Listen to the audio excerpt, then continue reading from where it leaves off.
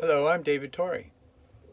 I've been a member of First Church since before you were born. I like to draw pictures of buildings, play my drums, sing, and I like to go on adventures. Oh, and when I'm at the Cape on the beach, I like to pick up shells and discover who might be inside, like this little fellow who obviously likes to go on adventures. I also like to sing, as this fellow here clearly likes to sing. And this person seems very serious about his music, as I am. Another fellow here is very happy about the birth of his new son. Perhaps he is a king. All this shall be made clear. So I'm going to read today a story about adventure and kings called The Stone by Dianne Hofmeyr, pictures by Jude, Daly. A Persian legend of the Magi.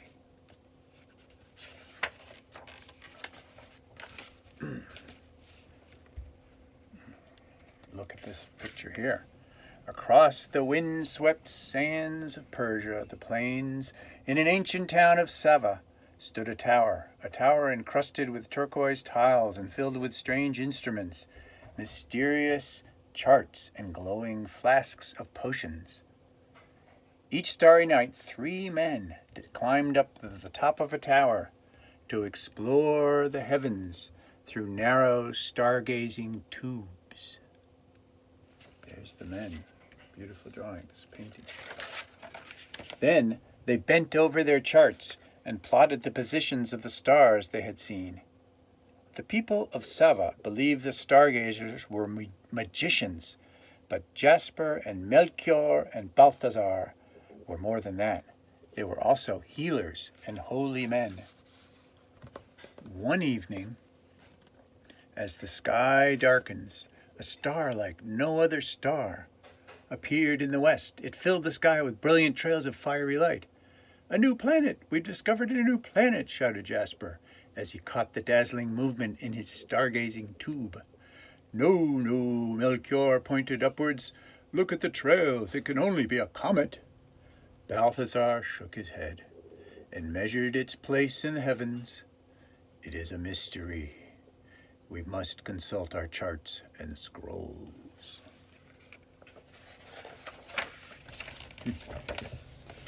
They spent a day searching feverishly through scrolls and rolls of scribblings. At last, they came across a strange legend telling of a baby whose birth would be announced by a star. The baby was a king who would bring justice and healing and peace to the world. "We must find the child and honor him," said Balthazar. "Let's take him a gift of gold," said Jasper. "If he's a king, he will gladly accept gold." "If he is a healer," said Melchior, "he will be pleased with ointment of myrrh." Balthazar shook his head. "We must give him a gift of holy incense. If he accepts incense, then he is a true holy man and will bring peace." So they set off across the desert, following the route of the merchants, to find the child. Each man carried a gift carefully wrapped in his saddlebag. During the day, when scorching winds sent dust devils swirling into the air, they rested in the shadow of their tent, eating dates and drinking dark, bitter herb tea. By night,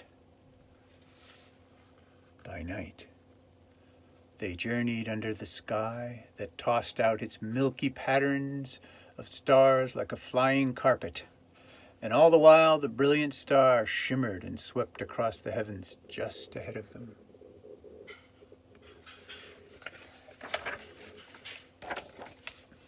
As the star stood still, at last, beneath it they saw a simple shelter. Jasper wanted to be first to present his gift. He jumped down from his camel and rushed into the shelter. But when he saw who was inside, he forgot about the gift and ran out, wide-eyed with excitement. "He is not a child. He's a young man, like me." "That cannot be," said Melchior, and pushed past him. He entered the shelter, but he too came out quickly. "How strange. He's middle-aged, like me." Last of all, it was Balthazar's turn. But when he came out, he shook his head. "You are both wrong. He is old, like me." "He can't be young, middle-aged, and old," said Jasper. "But how can he seem different to each one of us?" asked Melchior. "It is a mystery. Let us go in and offer our gifts together," said Balthazar. So Jasper, Melchior, and Balthazar went into the shelter together, and they found that they'd all been wrong. There before them was a young child and his mother. For a moment they stood in silence, but then they knelt down and laid their gifts in front of him. The young boy smiled and accepted all three. Then he held out a small, sealed box. "This is my gift," he said. Jasper stepped forward and clasped it tightly against his chest. In silence, they all climbed onto their camels and journeyed back to Sava. But Jasper felt the weight of the unopened gift in the saddlebag. He grew impatient. Finally he cried, "Let's open it! Let me break the seal!" But Balthazar shook his head. "Be patient. Wait until we reach the tower." At long last they came to a well, where the merchants from the far corners of the earth had gathered to water their camels. The camels were loaded with spices and silks and dark-dyed indigo cloth, cornelians and rubies, the color of pomegranate seeds, glowing amber, brilliant blue, beads of lapis lazuli, and rich tapestries. Yet all Jasper, Melchior, and Balthazar carried was the small sealed box that Jasper clutched. "What is in your box?" said one of the merchants asked. "It's a gift," said Jasper proudly. "What kind of gift?" asked the merchant. Jasper held the box to his ear and shook it gently. "I don't know." "Why don't you have a look?" said the merchant. "Perhaps it's gold." Jasper's fingers rubbed on the seal. "Yes," he said. "Yes, I will open it." And before Balthazar or Melchior could stop him, he broke the wax and lifted the lid. "A stone? It's only a stone." "Is that all?" said the merchant, and he spat a trail of date pips into the sand in disgust. Melchior turned to Balthazar. "Why did he give us a stone?" he asked. "It must mean something. The stone holds a mystery." "It's useless stone," Jasper cried. "We can't even trade with it." And jumping up, he flung it down the well. Melchior watched it fall. "Why did he take our gifts and give us only a stone in return?" "Ah, now I see," said Balthazar. What do you see?" said Jasper, peering down into the darkness of the well. Balthazar's eyes shone. "The child accepted all three of our gifts. He must be all three things." "What three things?" demanded Jasper. "The true king, the true healer, and the true Holy One." As Balthazar spoke, flames of fire suddenly shot out from the well, and a great blaze of light filled the sky. The merchants came running out from their shadows of their tents. "What's happening?" they asked, shielding their eyes from the brilliance. "It's our gift from the child," Balthazar announced. "A gift that will bring justice and healing and peace into the world. Our belief in this must be strong as the stone and burn in us like fire." Wide-eyed, the merchants stared into the brightness. "Come," said Balthazar, "come and share it. Share this gift. It is for everyone." So, one by one, the merchants came forward and held their lamps high to be lit by the light of the fiery light. Then each person carried the flame away, back to all the faraway places of the earth, for all mankind to share. The end. The stone, the Persian legend of the Magi. So we hope you enjoyed that story. Did we enjoy the story? Yes, we enjoyed the story. Thank you, and we'll see you soon. Bye-bye.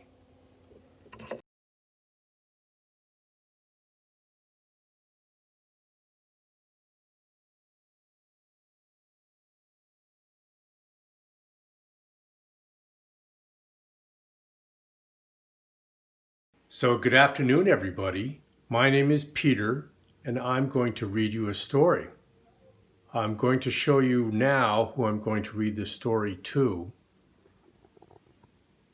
That's my dog, Pedro. So he's going to listen. Here's our tree, and here is the story. It's called The Third Gift. The story is written by Linda Sue Park, and it's illustrated by Bagram. My father collects tears.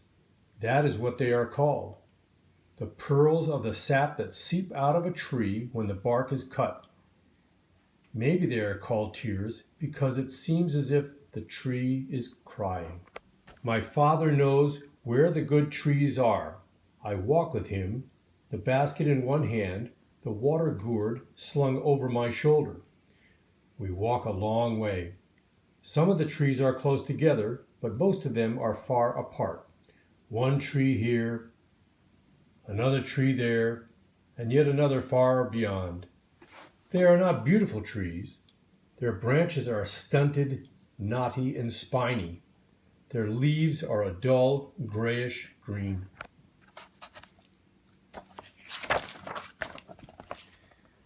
My father has to see inside each tree.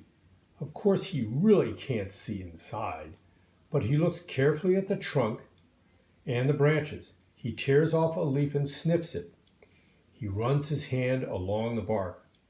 Sometimes he shakes his head.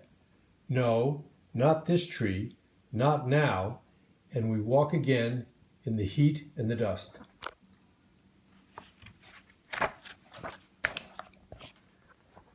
Other times, he nods his head and takes up his axe.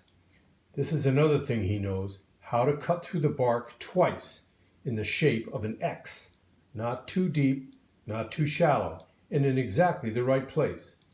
He makes the first cut and then the second. He steps back and together we watch. I hold my breath. A tear begins to emerge, a tear of sap, the blood of the tree. If my father has chosen well, and he always does, for he has been harvesting these trees and tears all his life, plenty of sap will bubble out from a pocket beneath the bark. It will form a big, fine tear before the sap ceases flowing.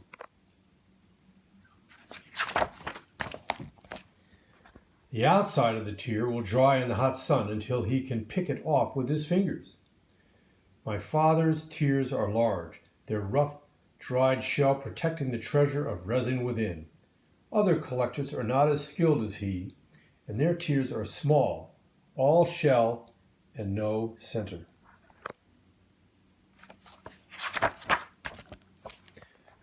My father sells the tears to the spice merchant in the marketplace. Because the tears take time and skill to harvest, they fetch good sums of money, and people must pay even more to buy them. The tears are used for many things. They can be ground up as medicine for headaches or stomach aches. They are used to flavor wine. Some people like to rub the resin on their skin to soothe rashes. The best tears, the most expensive ones, are used for funerals. The tears are ground into a powder, then steeped in oil. The oil is used to wash the body of the one who has died.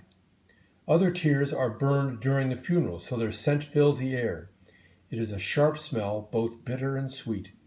When you smell the tears at a funeral, you know that somebody truly beloved has died.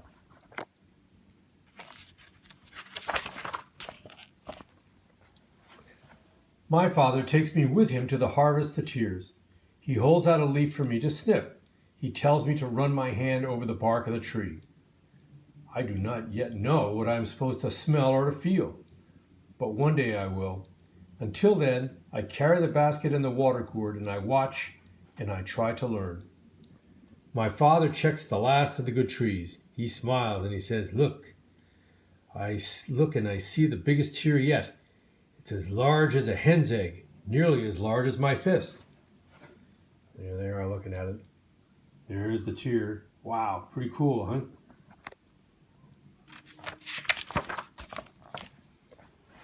Go ahead, he says, smiling. I set the basket down and reach for the tear. I twist it off carefully, but quickly, just as I have seen him do it. And I hold it in my palm and turn it over, and I sniff at its sharp, bitter sweetness. Then I place it gently in the basket. On the way home, I look at it again and again. Here he is grabbing it, twisting it.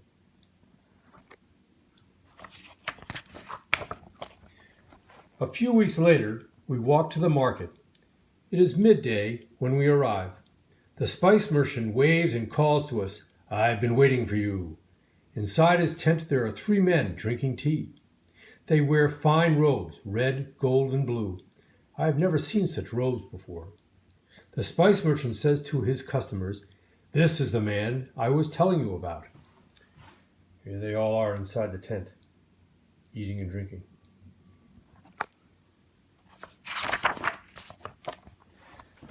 The man greets my father. We are buying gifts, he says. We have some already, but we wish to buy one more, something special. My father nods at me. I give the basket to the merchant. With practiced fingers, he culls through the tiers and places several of the largest ones on a cloth. In the center is my tier. You see it? That big little bauble in the center there? The 3 men examine the tiers. They speak to one another in a strange language. Finally, they look at the merchant and my father, and they nod. We have a gift of gold, a gift of frankincense, said the man in red. Now we will add to them the gift of myrrh. Here's the boy and the merchant and his father.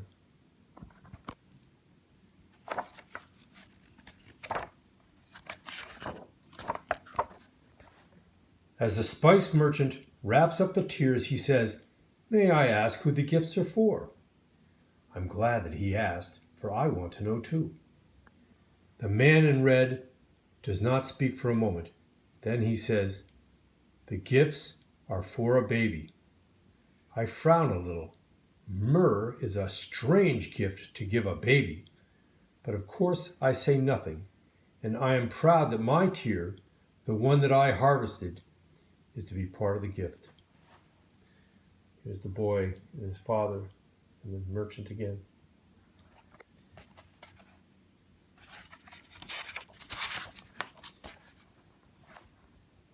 I watched the 3 men mount their camels, and I watched them leave the marketplace. I watch as they ride into the desert, and I wonder about the baby. Here they are.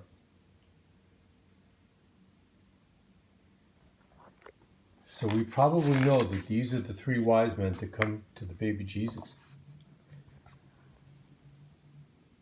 This is a picture of where baby Jesus was born in a shed where usually livestock live. And you can see the fire inside and the shepherds, and Mary and Joseph and Jesus inside.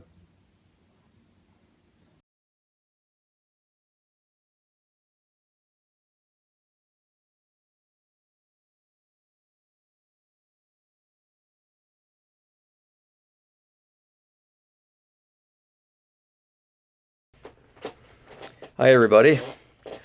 My name is Dave Kidder. My wife and I have been living in Watertown since 1991.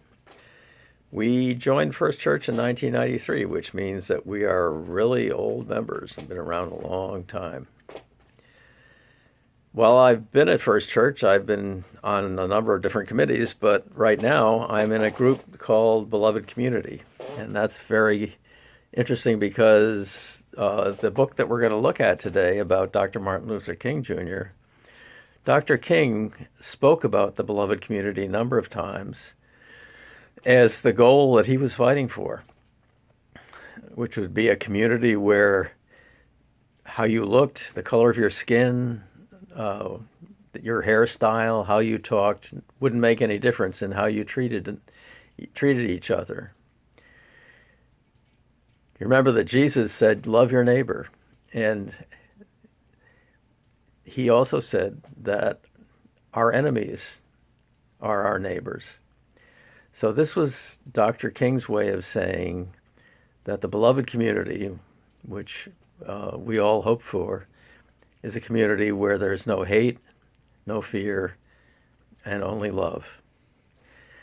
So this is the book that we're dealing with today. That's the picture of Dr. King on the front cover. And the book is called Martin's Big Words, The Life of Dr. Martin Luther King Jr. by Doreen Rappaport and illustrated by Bryan Collier. And you know, I had a funny experience when I first opened this book. I began to wonder something before I even got to reading it. Because as you open the book, one of the first things that you see is this. And I'll bet everybody that's on this call today knows what that is. That's a stained glass window.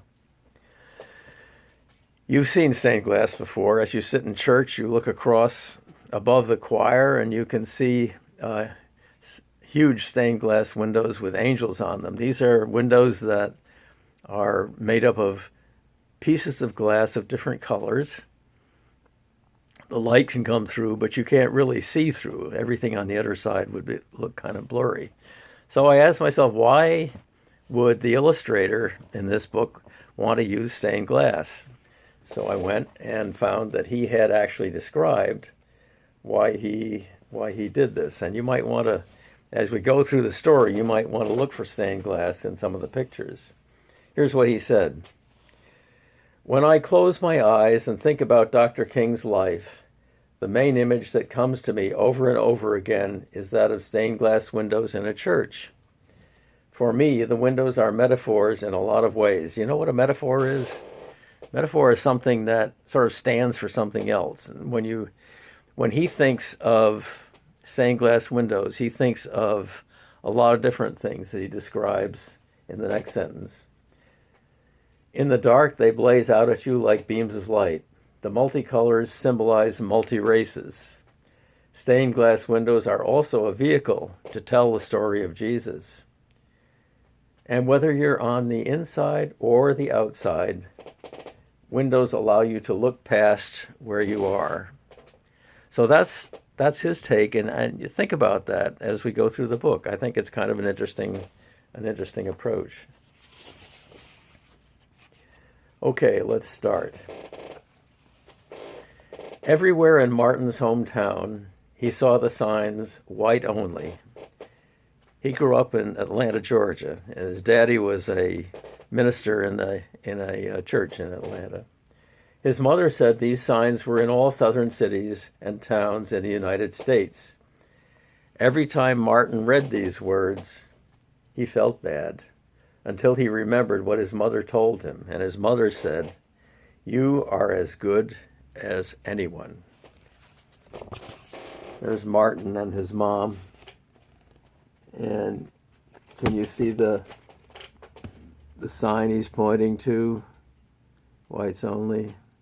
I remember when I was 12, my parents took a drive down into the South to visit some friends in Florida. And we drove through a small southern town and got out to fill up the car with gas. And I went to go to the restroom. And I noticed that there were two restrooms. One said whites only, and one said colored only. And I asked my parents about this too, because I'd never seen that sort of thing anywhere else. It was really pretty discouraging. In church, Martin sang hymns. He read from the Bible. He listened to his father preach. These words made him feel good. And this is what Dr. King said. When I grow up, I'm going to get big words too. And There's Martin, probably standing next to his mom in church.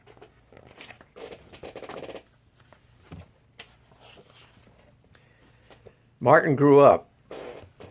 He became a minister like his father, and he used the big words he had heard as a child from his parents and from the Bible. And Martin said, everyone can be great. Here's Dr. King. See what's in the background? Stained glass. You're right.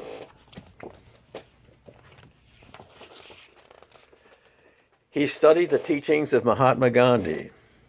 He learned how the Indian nation won freedom without ever firing a gun.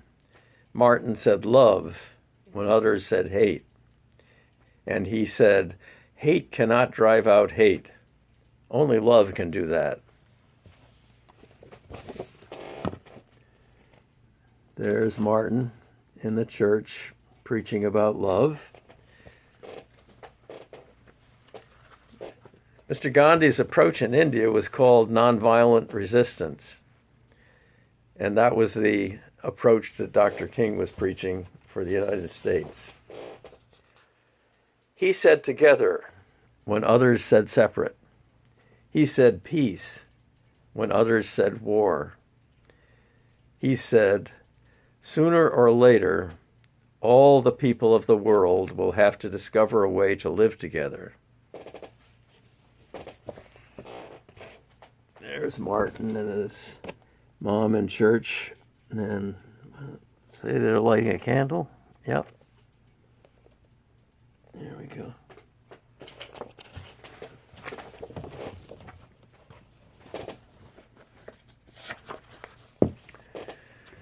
Now, in 1955, on a cold December day in Montgomery, Alabama, Rosa Parks was coming home from work.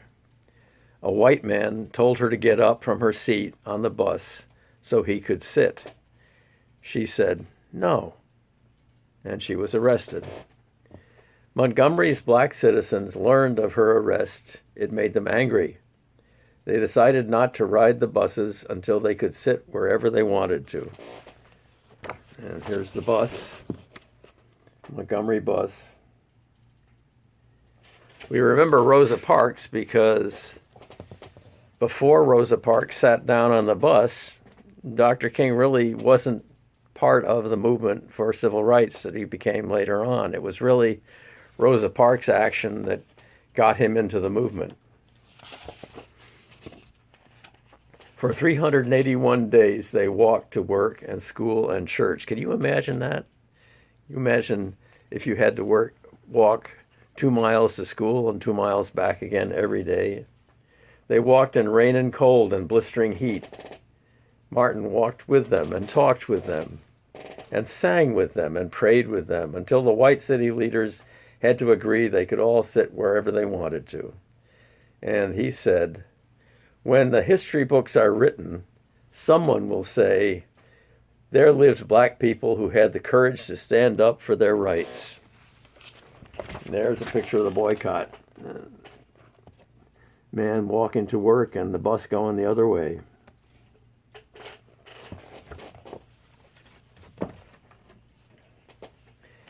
Dr. King had a church in Montgomery at that time. That's why he became aware of the bus boycott very early on. In the next 10 years, black Americans all over the South protested for equal rights. Martin walked with them and talked with them and sang with them and prayed with them. White ministers told them to stop. Mayors and governors and police chiefs and judges ordered them to stop. But they kept on marching. And Dr. King said, wait. For years I have heard the word wait. We have waited more than 340 years for our rights. There's a picture of a freedom march. Folks marching with an American flag, marching for civil rights and freedom.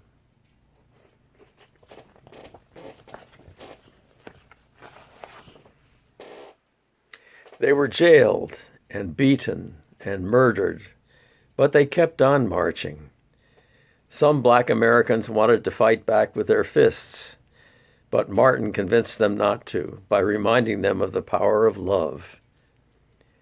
Love is the key to the problems of the world. Folks holding hands as they march.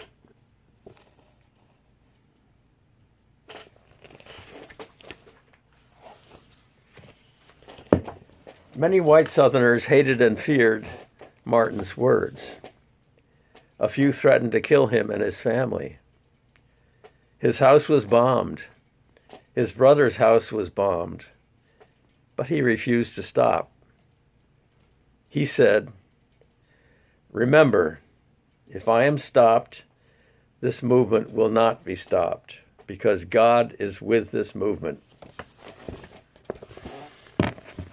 Martin kneeling at a field with a bunch of angry white people behind him.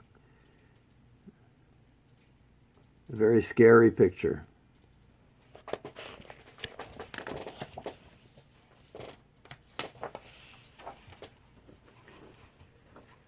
The marches continued.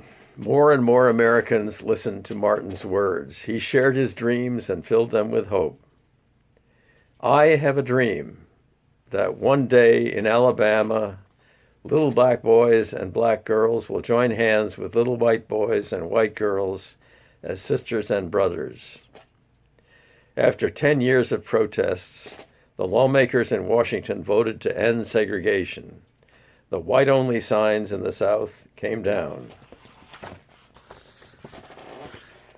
There's Dr. King rejoicing in the fact that segregation has come to an end.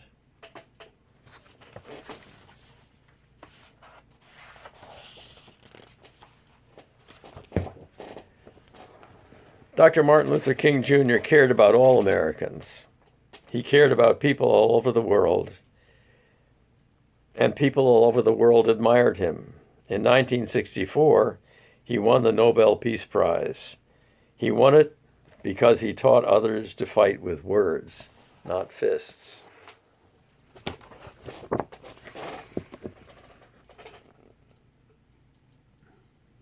As a child that wonders what the future will look like.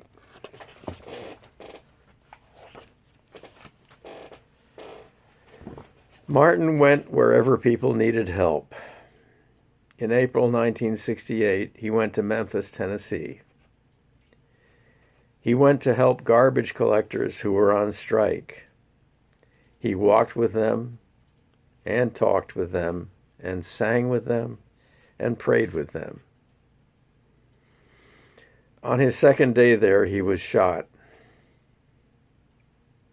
He died.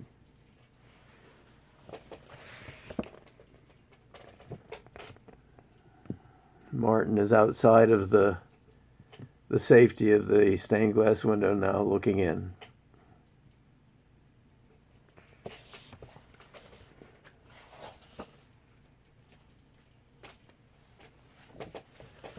His big words are with us today. It's a hard story to hear. I wonder if Dr. King was ever scared or wished he could leave the movement and get out of the danger that he faced every day. I wonder if you've ever been scared, and if you've been in a situation where you think you could be bullied or you could be in danger. Have you been scared and really wished you could go somewhere else and do something else? I wonder what Dr. King would say of us if he were alive today, if he looked at where we'd come in our hopeful march toward the beloved community. Thanks for listening. Thanks for being with me. It was a real pleasure reading to you. Have a good day.